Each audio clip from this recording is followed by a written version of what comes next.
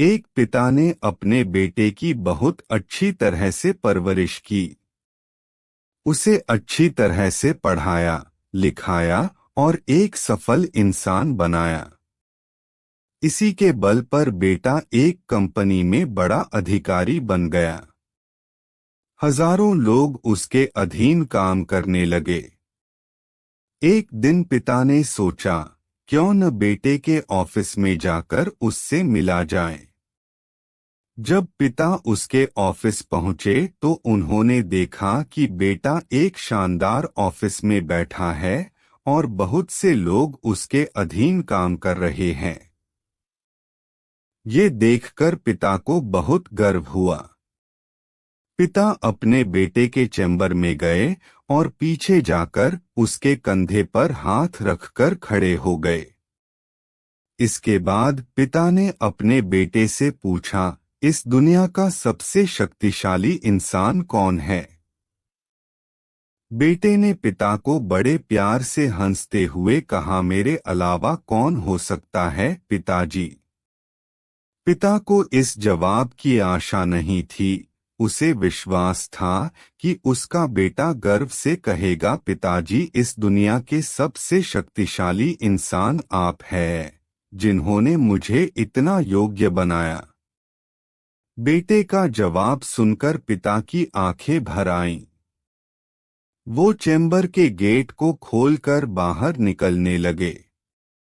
उन्होंने एक बार पीछे मुड़कर पुनः बेटे से पूछा, एक बार फिर बताओ, इस दुनिया का सबसे शक्तिशाली इंसान कौन है? पुत्र ने इस बार कहा, पिताजी, आप हैं इस दुनिया के सबसे शक्तिशाली इंसान। पिता ये सुनकर आश्चर्यचकित हो गए। उन्होंने कहा, अभी तो तुम अपने आप को इस दुनिया का सबसे शक्तिशाली इंसान बता रहे थे, अब तुम मुझे बता रहे हो।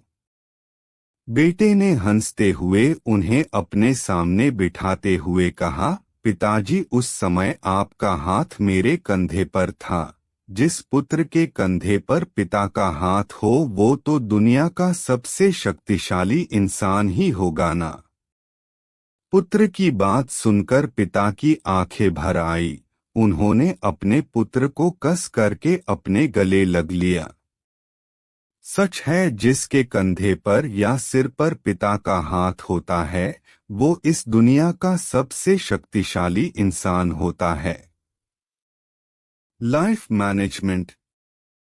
हर पिता चाहता है कि वो अपनी संतान को अच्छे से अच्छी शिक्षा प्रदान करे ताकि वो भविष्य में कुछ बन सके।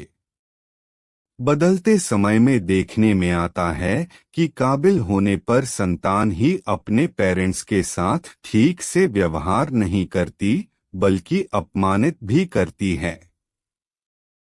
हमें समझना होगा कि एक दिन हम भी बूढ़े होंगे, उस समय हमारी संतान भी ऐसा ही व्यवहार हमारे